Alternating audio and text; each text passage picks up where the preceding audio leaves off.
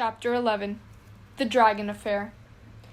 Elmer ran up to the tunnel to Boris, and away they flew long before the noise had stopped echoing among the mountains.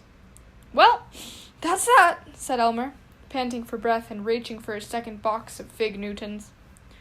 "Gosh, Elmer, I can't thank you enough," said the dragon.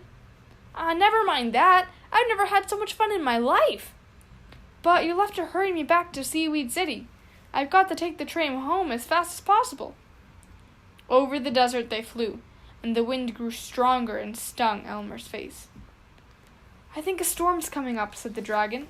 "I can smell the sand in the air." "Wonderful!" cried Elmer. "The men will have to leave Blue Land, and maybe you'll never be bothered again." Over Spiky Mountain Range they sped, reaching the outskirts of Seaweed City at midnight.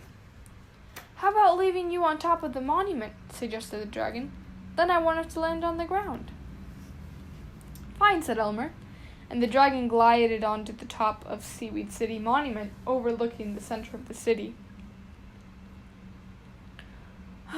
"Goodbye for the last time," said Elmer.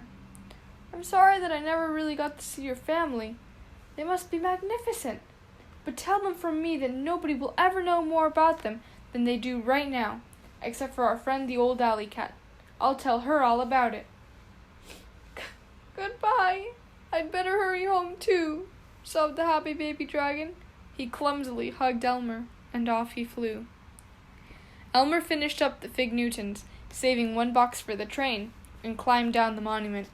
Quickly he walked to the railroad station and asked for a ticket to Nevergreen City. "Isn't it rather late for a boy of your size to be taking the train alone?" asked the ticket agent.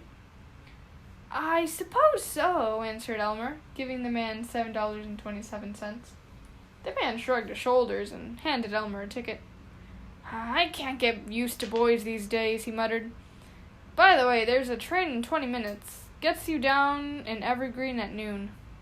"Thanks," said Elmer, jingling the 9 cents he had left in his pocket, as if he were used to taking trains in the middle of the night. When the train thundered into the station, Elmer climbed aboard. "What are you doing, running away from home?" asked the conductor suspiciously. "Oh, no, sir. On the contrary, I'm on my way there now," said Elmer, looking the conductor straight in the eye. "Have it your own way," said the conductor, punching the ticket. Elmer slept right through to Nevergreen City.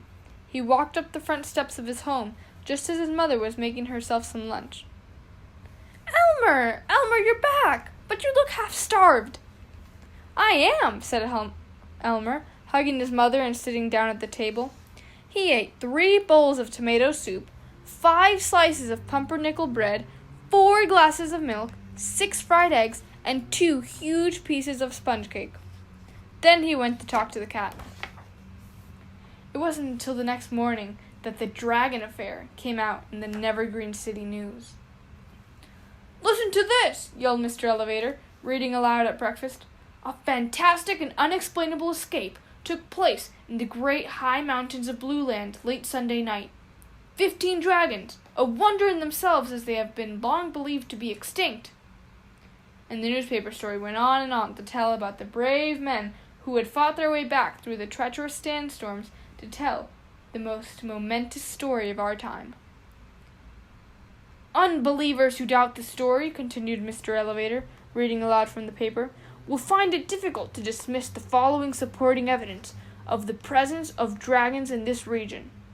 Then he proceeded to read about a ship stationed off the coast of Popsicornia, which twice had sighted a strange flying beast, once with a boy atop it, and about a certain Mr. Wagon Wheel who claimed also to have seen it twice, once on the ground near his farm, and once in the air with a boy aboard, over Seaweed City, and about Chester DeWitt, a small boy who also claimed he'd seen the dragon over the city the preceding Thursday evening. Lastly, there was a short bit about the conductor and the ticket agent, who wondered if the boy they had seen late Sunday night could have anything to do with the case, and so on. Mr. Elevator dropped the paper and stared at Elmer.